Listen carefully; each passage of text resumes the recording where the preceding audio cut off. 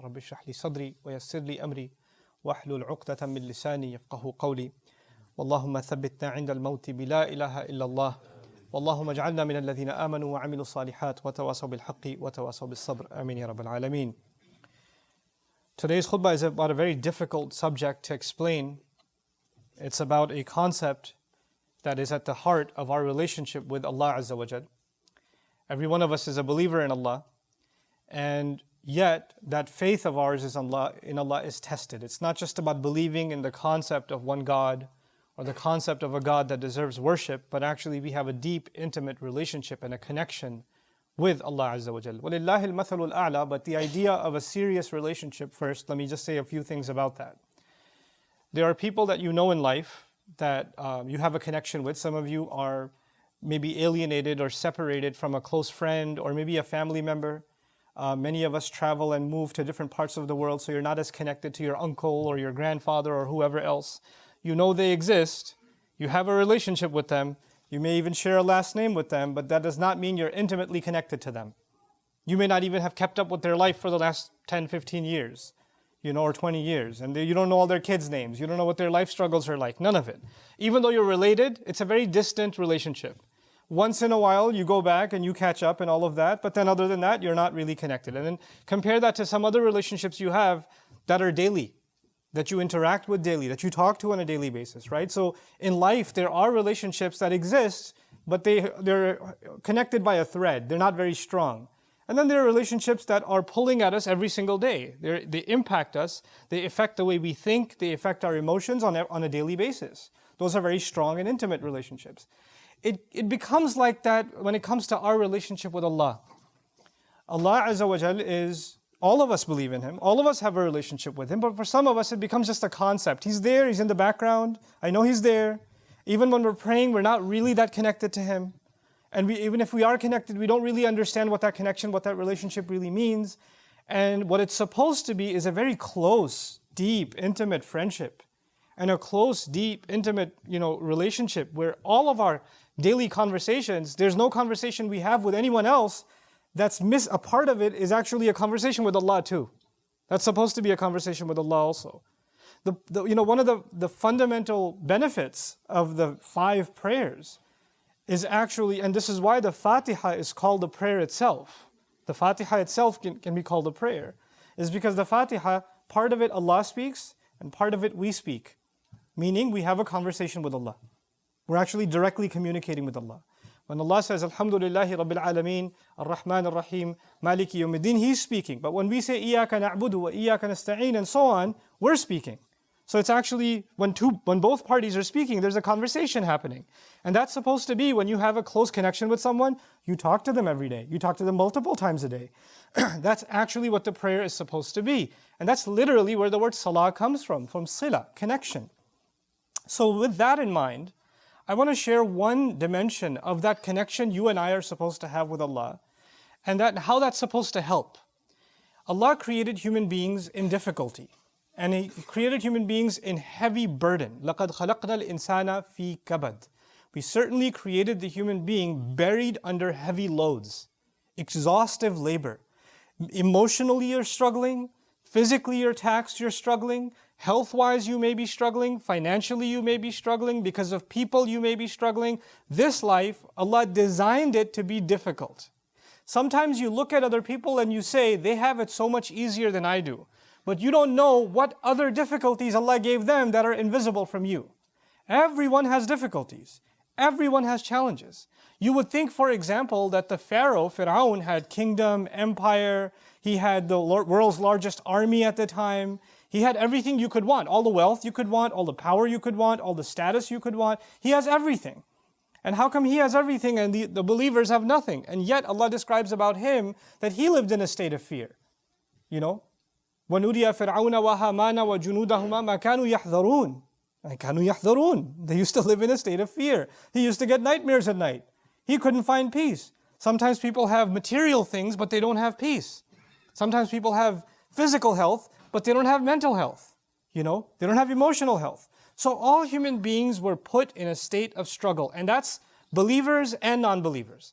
So the first, thing that I want to get across to all of you and remind myself of is because we are believers, that does not mean our problems disappear. It's not like because I'm a believer, I'm not going to be sad. Or because I'm a believer, I'm not going to experience anxiety. Or I'm not going to have family problems. Or I'm not going to have financial problems or health problems or whatever else. Belief, our faith in Allah, our relationship with Allah is not there to solve our problems. It's not there to get rid of the people in our life that are causing us trouble. That's not the purpose of our faith. If that was the case, then the prophets, ﷺ, who had the most close connection with Allah, would have had the easiest life. They would deserve, because they would make dua, all their problems would disappear. And if you study the prophets, the closest people to Allah, ﷺ, they have the hardest life. They have the toughest life. And the toughest life comes to them not even from some faraway enemies, it comes to them from their own families. So in other words, it comes to them from people they can't even escape. They're with them every day. They're with them their whole lives. And they can't escape those problems. So the idea that human beings are created and were placed in a situation where they're going to struggle, they're going to have to deal with very difficult circumstances, very difficult situations, and even people. They're going to have to deal with that, is part of life. And that has nothing to do with, if you had more iman, you wouldn't have these problems. It doesn't work that way. As a matter of fact, the higher your iman, people assume the higher your iman, the problems are going to go away. No, the higher your iman, something else. And that something else is what I hope to explain to you today. To put it as an image, Allah created us and He put us inside of a storm. Okay, like imagine a storm in the ocean. You're in a storm. And the waves are turbulent and you've got your little boat, etc. And you're constantly worried about sinking. And you're worried about those who are sinking next to you. But Allah Azza wa Jal, what does the faith do? It gives you the strength and it gives you the ability to go through the storm, to navigate the storm. It doesn't mean you don't get wet. It doesn't mean sometimes the boat almost doesn't tip over. But you now have the ability to go through it and survive the storm. You see, that's the purpose of our faith. Is not to get rid of the problem, but to actually strengthen us so we can go through the problem. One of the most powerful examples of that, and actually before I get into that example, because really at the heart of all of this khutbah today is one phrase from one ayah from Surah Fussilat, and I'll get to that at the end. But for now, I want to give you an example. The two of the hardest burdens that human beings live with are fear and sadness. Fear and grief. Those are the two heaviest burdens that human beings live with in this life. As a matter of fact, when Allah sent Adam alayhi salam to the earth, He told him that when He gives His guidance, فَمَنْ تَبِعَ هُدَايَ فَلَا خَوْفٌ عَلَيْهِمْ وَلَا هُمْ يَحْزَنُونَ. Whoever follows my guidance, they're going to be able to combat fear and sadness, essentially. In other words, Allah knew that in the story of humanity from Adam alayhi salam to the last human being that's going to walk on this earth, every one of them is going to have to struggle with fear and they're going to have to struggle with sadness. Now what are these two things? Fear is about what's going to happen in the future. Fear is about, am I going to lose my job? Is what's going to happen to mom? What's going to happen to my family? What are they going to say? What's going to happen tomorrow? What's going to happen with my exam? What's going to happen with my immigration? What's going to happen with this and what's going to happen with that? These fears about what's going to happen in the next few hours or in the next few days or in the year from now or in the future, these fears are small and big and they're all the time. They're a part of us. You wake up afraid. You're afraid you're going to be late to work. You're afraid that you forgot about some task that you had to do or the time's running out. Small fears, big fears. But fear is a constant part of life. It's always there. And what you're afraid of, let's say a student is afraid of failing an exam. Up until the moments of the exam, there's fear, the heart is pounding. And they take the exam. And then unfortunately, they get the result that they failed. And when they fail, there's no more fear, there's now sadness. I mean, there's fear of what your dad's going to do to you, but there's sadness mostly. Right? Now there's sadness about what happened already. So fear is about the future and sadness is about the past. What already took place in the past. And just because it's in the past, you don't get to tell someone, well, it's in the past, get over it. It's done now. You should move on with your life. No, you and I are not in any position to tell anyone that they no longer have the right to feel sad anymore. Our Messenger ﷺ continued to feel the sadness of the absence of Khadija radiallahu ta'ala anha for years. For years. Feeling sad is not a sign that you don't have enough faith. He has the greatest faith of all, and yet he carries sadness. Yaqub alayhi salam lost his son Yusuf alayhi salam. And he carries a great amount of sadness. So much so that he cries so much, ibiyaddat aynahu. His eyes turn white. His eyes turn white out of sadness. But that doesn't mean he doesn't have faith in Allah. He doesn't actually have that. And as a matter of fact, he would only cry of his fear and cry of his grief and his sadness to Allah. إِنَّمَا أَشْكُو بَثِّي وَحُزْنِي إِلَى اللَّهِ. I've given khutbah to you about that before. But today I want to talk to you about an extreme case of fear and sadness first. And that's the mother of Musa alayhi salam. I can't think of a more extreme case of a woman who had to do something so incredibly unthinkable. She knows that any minute from now, soldiers are going to break her door and they're going to kill her baby in front of her own eyes. For a mother to imagine the murder of her own newborn baby, unthinkable.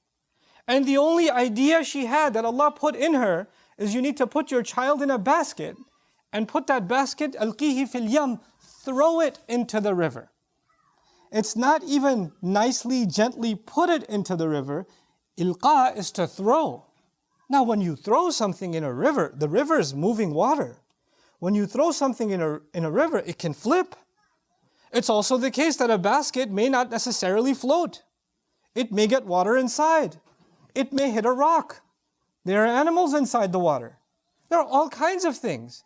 As a matter of fact, when I used to teach the story a long time ago, I used to give the example, when you see a child go even 2 feet near a swimming pool, not even the deep end, the shallow end, a mother will go crazy.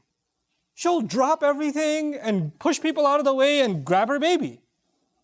There are women that give their babies a bath, in the tub, and they put the water this little. And the baby's like, come on, no, too dangerous, this much is you'll drown. I can't even fit my head in. No, not gonna let you. There's a fear. And this mother has to take her newborn. He can't even crawl yet. He can't even do that yet. And she has to throw this thing into the water. Can you imagine the kind of fear this woman has in her heart when she does that? And when she does that, she can't even look at it and can't even cry and scream, my baby, my baby. She can't do that. Because if she does that, the soldiers will know one survived. And they'll go after him and kill him.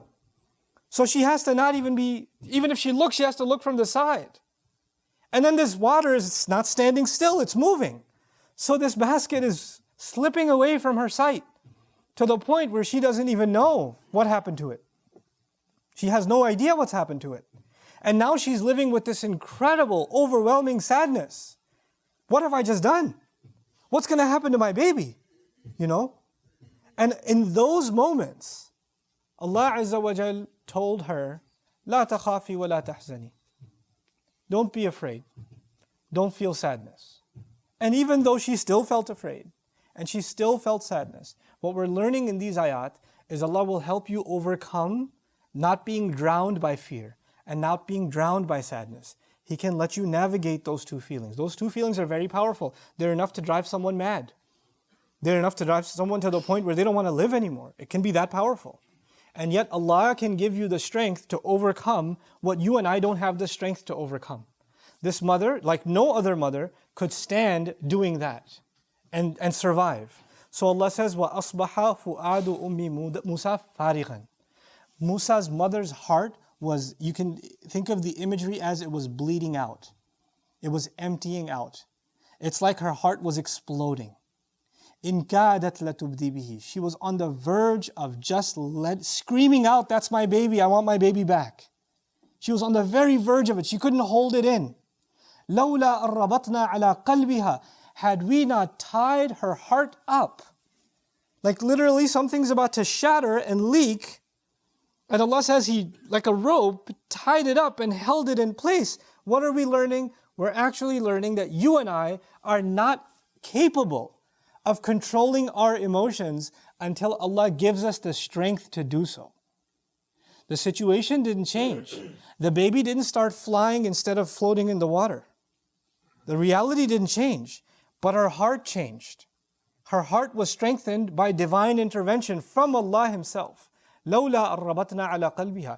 And she's not a prophet.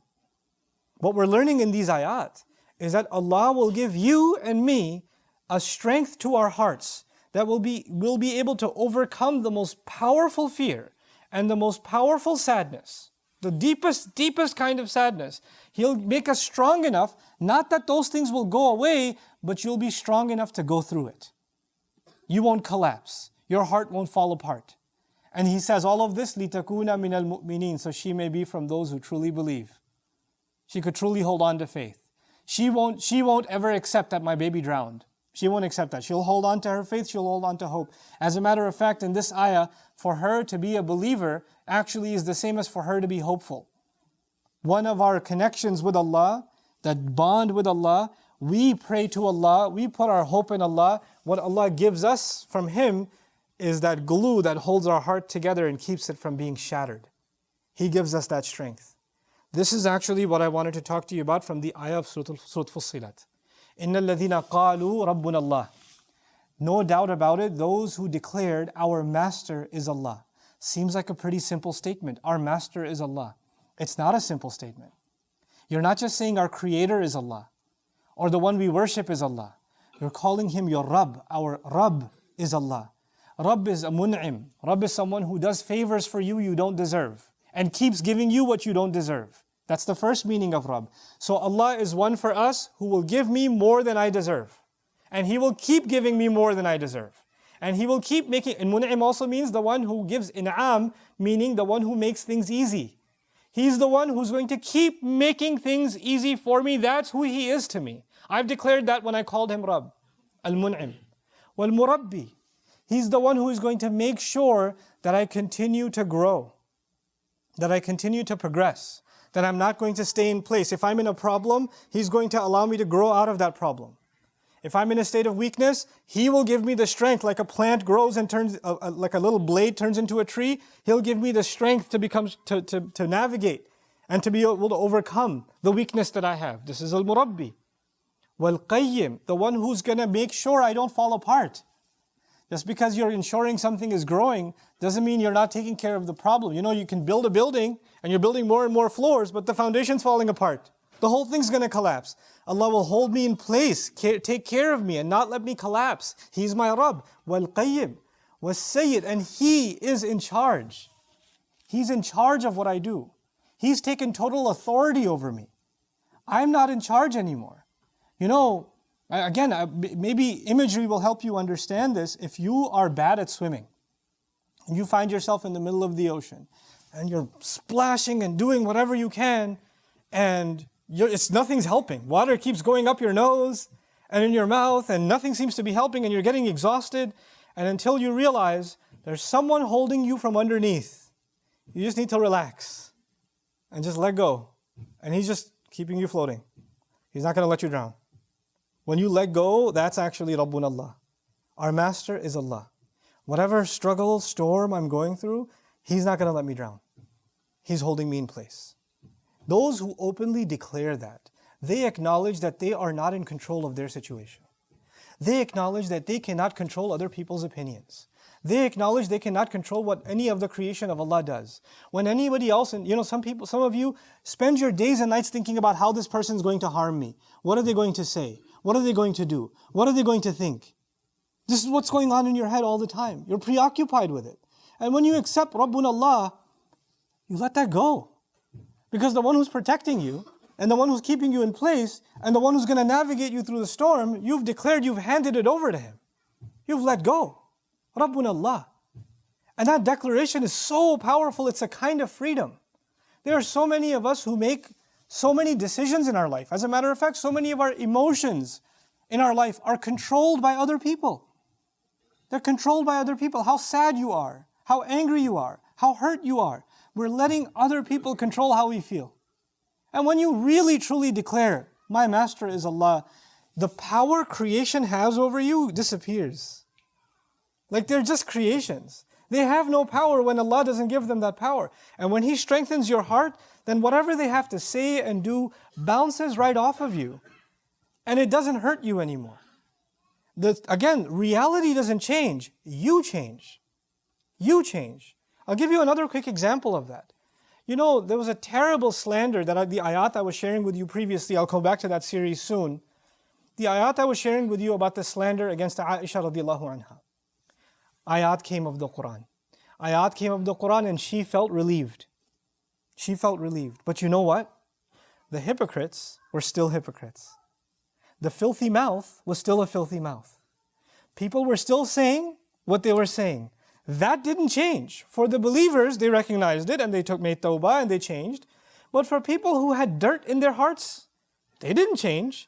So the hurtful words and the hurtful slander and the hurtful accusations continued. As a matter of fact, they continue until this day. They continue until today. And yet she's relieved. Reality didn't change. Allah didn't send those ayat to silence everybody. Because that's not going to happen. Allah doesn't do things that way. They let them dig their grave. That's fine. Allah sent those ayat so those who believe can have strength. Their heart could be tied. Their heart could find peace. That's actually إِنَّ الَّذِينَ قَالُوا رَبُّنَا اللَّهِ. Then he says ثُمَّ اسْتَقَامُوا. They didn't just say our master is Allah. Then they lived a life of trying to stand up straight. They lived a life of holding on to Rabbuna Allah. Not letting anybody else pull them down. Not letting anybody else get control. Not letting anybody else become their owner. Not emotionally, not physically, not financially, not in terms of their temptations. They recognized Allah's supreme authority and control and care over them. And they reminded themselves of that over and over again. You know, istiqamah in Arabic doesn't just mean to be straight. They use it for poetry. Istiqamah shi'r, ittazana. Or azala iwajahu. Like when the poet used to write a poem, it didn't totally rhyme. So he would make adjustments to fix it until it's finally even. All the rhymes are even and all the lines are even, all the syllables line up. That's the idea of istiqamah. In other words, you don't just say, my master is Allah and now you're perfect. No, you keep struggling to fix yourself. You find yourself leaning this way. A little too much fear in your life and you pull yourself together. And you don't let that fear overwhelm you. You find too much sadness in your life and you remind yourself of Allah and you hold on to Allah again and He pulls you back together again. The idea of holding on to Allah to overcome and to be able to navigate your grief and your sadness. Again, I remind you, as I said in the beginning, our faith in Allah will not get rid of our grief. And our faith in Allah will not get rid of our sadness and will not get rid of our fear. But it will make us strong enough to overcome them. Strong enough to go through them without breaking us. It is in those moments of fear and of sadness and of grief, that is when shaitan comes and wants you to let go of Allah. Because shaitan feeds you something else. Shaitan says, if Allah is so great, why are you upset? If Allah is so awesome, why did you have to go through all this sadness? Allah could have just gotten rid of your sadness. He could have created a situation where you had to experience no sadness. Why did you have to go through it? Why do you have to have these fears? Why do you deserve this anxiety? Let go of Allah. He's not doing anything for you. That's shaitan's most powerful opportunity in those moments. In those moments. And yet Allah here says, if you can not only declare that your master is Allah, but you can hold on to that deep inside you, not from someone else, for yourself. If you can do that, then what does He say? تَتَنَزَّلُ عَلَيْهِمُ الْمَلَائِكَةُ أَلَّا تَخَافُوا وَلَا تَحْزَنُوا وَأَبْشِرُوا بِالْجَنَّةِ. If people can live a life of doing that and holding on to Allah that way, then as they're dying, as they're leaving this world, people around them are crying. They can't even speak anymore. They're on their deathbed. And yet they can see what their relatives can't see. They can see angels come down. And angels are having a conversation with a person on their deathbed. And they're telling him or her, you don't have to fear anymore. There's no more fear at all. And there's no more sadness at all. Congratulations, you're going to heaven. وَأَبْشِرُوا بِالْجَنَّةِ الَّتِي كُنْتُمْ تُوعَدُونَ. And then they add something. This is at the end of their life. They're not even in their grave yet. They're not even in their grave yet. And yet they're being told you're going to heaven by angels. Everybody else is crying. They're the ones smiling inside. Everybody thinks, oh, this is so sad. This is such a tragedy. And this is the greatest moment of their life. This is the greatest moment because they lived that. They navigated that storm. When they're in that moment, what do the angels tell them? They tell them, نَحْنُ أَوْلِيَاؤُكُمْ فِي الْحَيَاةِ الدُّنْيَا وَفِي الْآخِرَةِ. We were your guardian angels. We were protecting you in this life and we will also in the next life. Allah sent us a special security team just for you. When you were being overwhelmed and you held on to Allah, we became your security around your heart. When you were overwhelmed with grief and sadness and fear, we were the ones that Allah used to send for you. We were the ones that guarded you. We were the ones that shielded you from the whispers of the devil. We were there all along. They're introducing themselves to you. You're meeting them for the first time. They've known you your whole life. نَحْنُ أَوْلِيَاؤُكُمْ فِي الْحَيَاةِ الدُّنْيَا وَفِي الْآخِرَةِ Ya Rabb. That's the promise of Allah to those who hold on to Him. To those who can hold on to Him. Now, the last thing I want to share with you is, at the moment of death, we are alone. When you live a life, and you're about to part from this life, you don't take anybody with you. You're alone. Your questioning is alone. But remarkably in this ayah, everything is in the plural. قَالُوا رَبُّنَا اللَّهُ ثُمَّ اسْتَقَامُوا تَتَنَزَّلُ عَلَيْهِمْ أَلَّا تَخَافُوا وَلَا تَحْزَنُوا. Everything is plural. Don't be afraid, all of you. They said, our master is Allah. Why is the plural being used if one person's at their deathbed? The idea of a plural here is, you may have felt that you're the only one going through this. But centuries before you, a mother went through this when she was putting a baby in the water. And centuries before that, a man went through this when his father kicked him out of the house. And centuries before that, there are believers and prophets, good people, all across history and all across the world that you've never met, that you've never known, who've gone through exactly the same struggles you're going through in their own way, and they held on to Allah like you held on to Allah. And you're actually connected to them in this ayah.